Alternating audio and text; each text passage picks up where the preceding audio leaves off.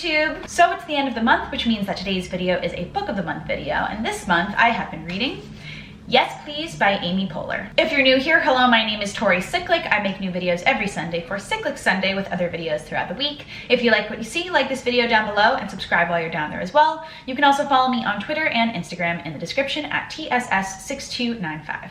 Now, let's get into the video. So in deciding what book to read this month, I was trying to look through my bookcase and see if I had any new books in there and couldn't find any, and because of coronavirus quarantine, I was not able to go over to Barnes & Noble when I wanted to and buy a new book, but I decided to reread Yes Please by Amy Poehler because I haven't read it in a really long time and I remember really liking it when I first read it a couple years ago, so I thought, why not just reread it? Amy Poehler is one of my favorite comedic actresses because she is just so funny. I love Parks and Rec. I've watched Parks and Rec probably about 6 times. She's one of my favorite people on Saturday Night Live. Like, her years on Saturday Night Live are some of my favorites. So I knew I would enjoy this book again because when I read it the first time, I really loved it. And I read it when I was, I think, in high school, maybe. Yeah, I think I was in high school the first time I read it. So now being out of college, I'll be reading it with a different set of eyes. So I thought it would be good to revisit it for that reason as well. Also, I really like reading all these memoirs because it's just a really good way to learn more about these actors and actresses that I really like. And Amy Poehler's is a very good memoir because it gives you a different sense of who she is as a person, because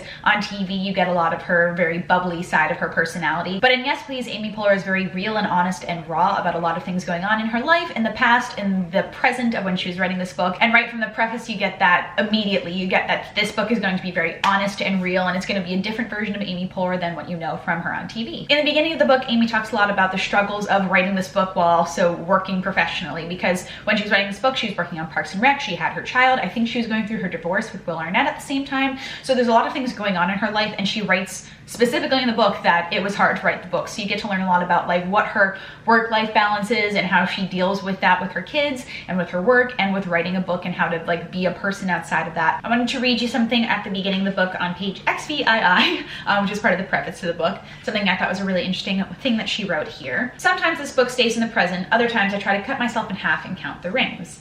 Occasionally I think about the future, but I try to do that sparingly because it usually makes me anxious.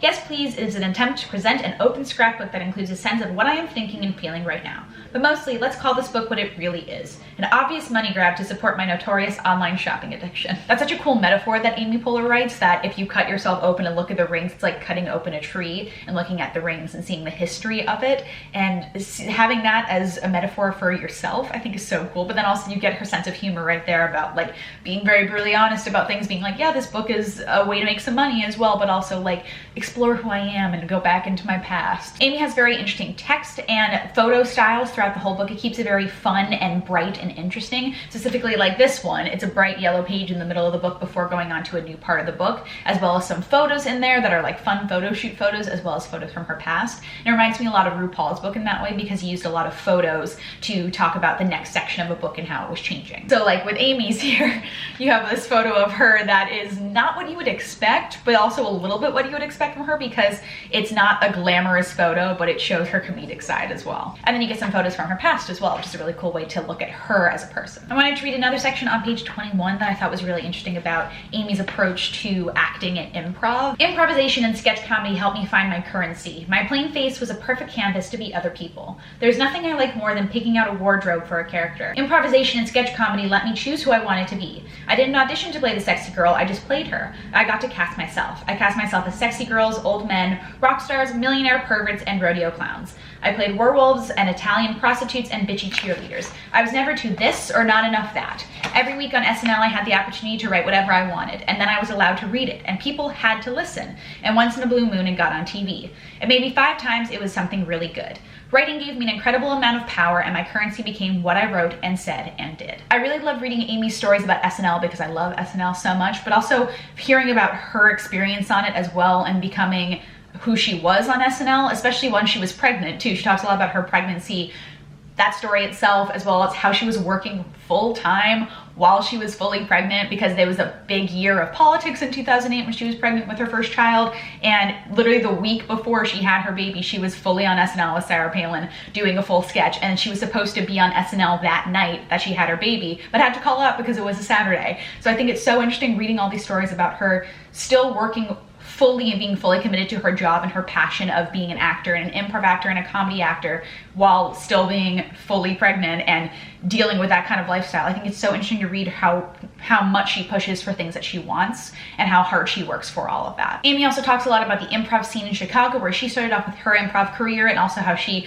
worked with young Tina Fey and worked with Steve Carell, Steve Colbert, and Amy Sedaris, and like learned from them and grew up watching them in the comedy scene. And that's like a thing that you think is all history, but like it really all happened to Amy Poehler. And these are people that I love watching on TV and in movies and stuff. So for me, reading all of this, I'm always like, oh my God, I'm such a huge fan of all these people. It's so interesting to read about their past and everybody's past in their careers and then see what they've become now. So it's a very interesting perspective, especially because Amy works so closely with all of these people that you get to learn about her perspective about it as well. Amy also talks about a lot of things in this book that are hard for her to talk about, like a sketch she did on SNL that got a lot of feedback about it that was not good, about her divorce, but a lot of things that are not easy conversations to have. And she is writing for this from a perspective of being a bit older and looking back at these experiences and how they affected her and turned her into the person she is at the current moment she was writing the book. So if you're looking for a good, easy read with a lot of funny stories and good comic writing in it as well, I would say go to Yes Please by Amy Poehler. Also, if you're a fan of Amy Poehler or anything on NBC and Saturday Night Live,